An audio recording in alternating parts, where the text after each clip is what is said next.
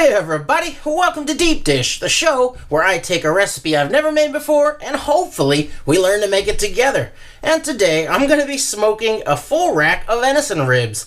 Now, I'm a hunter and on occasion I'm lucky enough to get my deer for the season. So, what I would normally do is cut all this meat off and scrape the bones really clean and send that off to the grinder for making burgers or sausages. But this year, I decided I wanted to try and smoke a whole rack, kind of like I'd do some pork spare ribs. Now, the differences between this and pork and my main concerns are that this is very lean compared to pork, so that could have a tendency to dry out.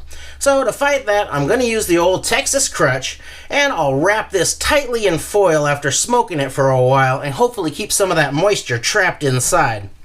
My other concern was that this venison would be much tougher than the pork, so I'm of course going to give this a nice slow cook to help kind of break that down. And I've also had this aging. It's been a couple of weeks since I got this deer, and it's been aging in the refrigerator, and that should have helped to break down these muscle fibers a little and make the whole thing more tender. But we won't know until it's done and we give it a taste, so let's get started.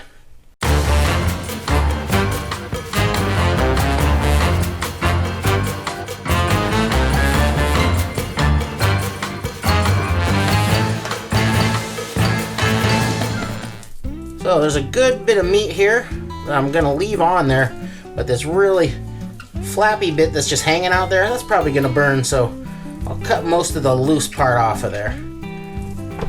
And we'll just trim around here, get off that little patch of bloodshot meat.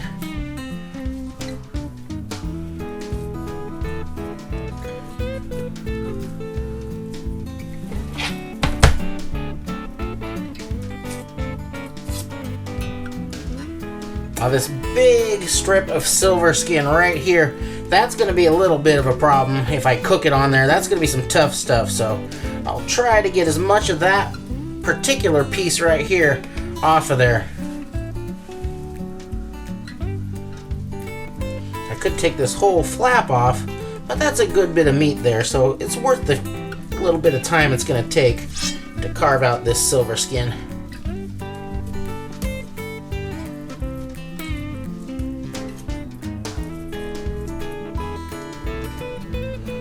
That looks pretty good.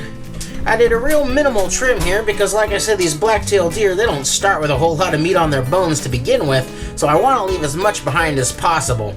And I got a nice little bowl of trimmings here that I'll cook up with some sweet potatoes and carrots and a little bit of rice for Luna. Everybody gets to share when we have a successful hunt here. Now go ahead and use whatever your favorite seasoned salt or dry rub is here.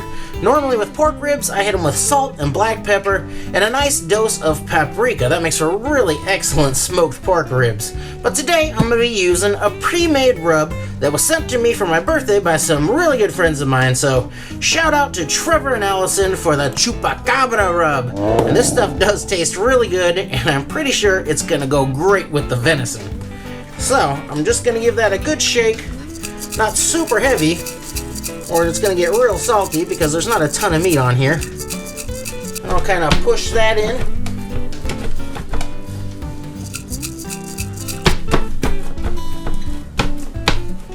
And I'll flip it over and do the same thing on the inside.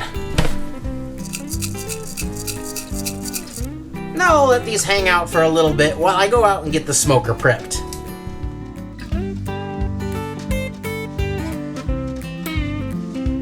$275 degrees for probably 4 hours, and every hour or so I'll come out and hit it with a little bit of an apple juice spritz. Alright, we got some nice color going on there already. Did about an hour. Got nice apple juice spritz. Let her keep going.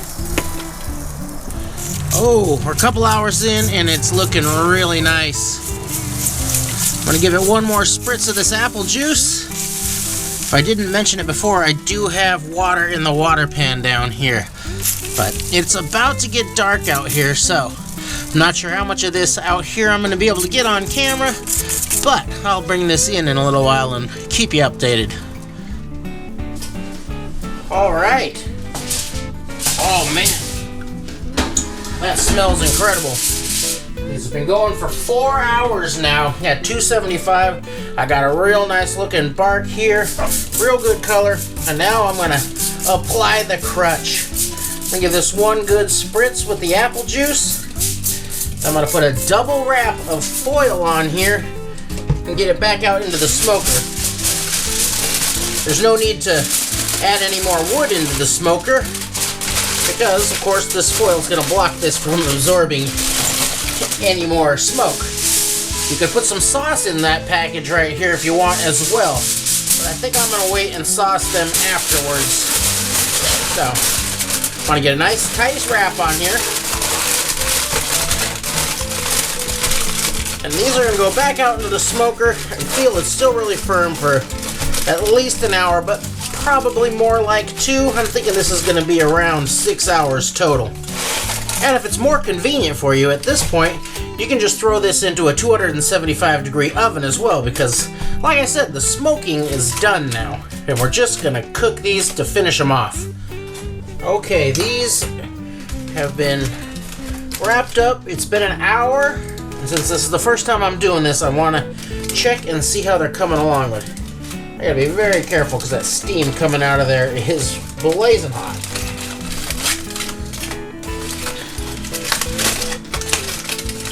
See what we got here. Ooh-wee! You can see it starting to pull away from the bones. Getting tender. Yeah, these have got another 30 minutes to an hour to go. And I've decided I'm going to go ahead and throw some sauce in here. Originally, I was thinking that I might have to finish these on the grill, but it got a real nice bark on there, so I'm going to go ahead and put some sauce right in this packet. Now I just want to pour some sauce down in there, spread it all around. Use your favorite sauce, but try to avoid super sugary stuff. At least I do, but hey, if that's your thing, go for it. There we go. Boy, that smells great. Down here it's already pretty tender, but this meaty bit up top, that's going to take a little more time. I'm going to get these rewrapped. Nice and tight. Get these back out there. Give them probably 30 more minutes, up to an hour. Now these have been going about 5 hours and 45 minutes. That was 4 hours smoke time. And then I wrapped them and gave them another hour and 45 minutes to kind of tenderize and soften up in there. And now I'm just too anxious to wait any longer, so I'm going to open these up. Oh my, that is beautiful. And I'm going to let these rest for a little bit before I get into there. Give those a feel. I can feel that they're not super tender. If you want that fall off the bone kind of tenderness, you probably have to give these another half hour or so, but I like a little more bite in the meat there. I want to pull at it just a little bit and not have it be completely fall off the bone tender. So we'll just let this rest for 15 minutes or so, and we'll see how we did.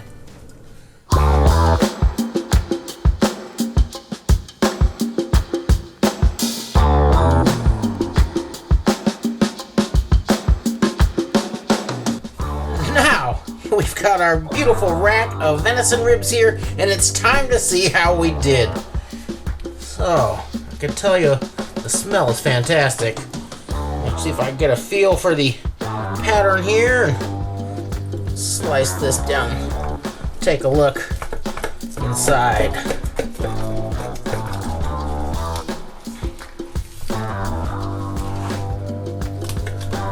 Oh yeah. Oh yeah. Pull that away. Check that out. It is thin meat, but you can see got a beautiful little smoke ring going there. And it's pretty tender, not squishy tender, and that's just about how I like them. Alright, let me carve one of these out here and see how it tastes. Ooh, caveman rib right there. Alright. Now that looks delicious.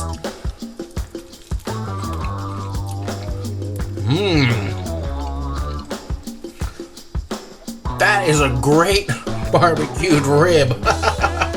Oh my. I can't believe I've been missing out on this my whole life. Let me tell you, it's perfectly tender.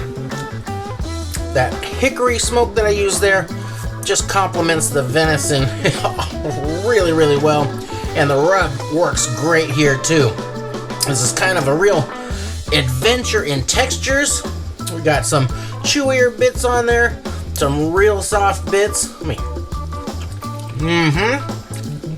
Oh my. Oh man. Well, I promise you, I'll be doing this one again. So there it is. I'm gonna say this is beyond successful. This is absolutely fantastic. Hunters, if you're not trying this, you're missing out. So hunters out there, I really hope you have a successful season, and when you do, give this a try because I know you're gonna love it. And make sure and check back often to see what we can learn on Deep Dish.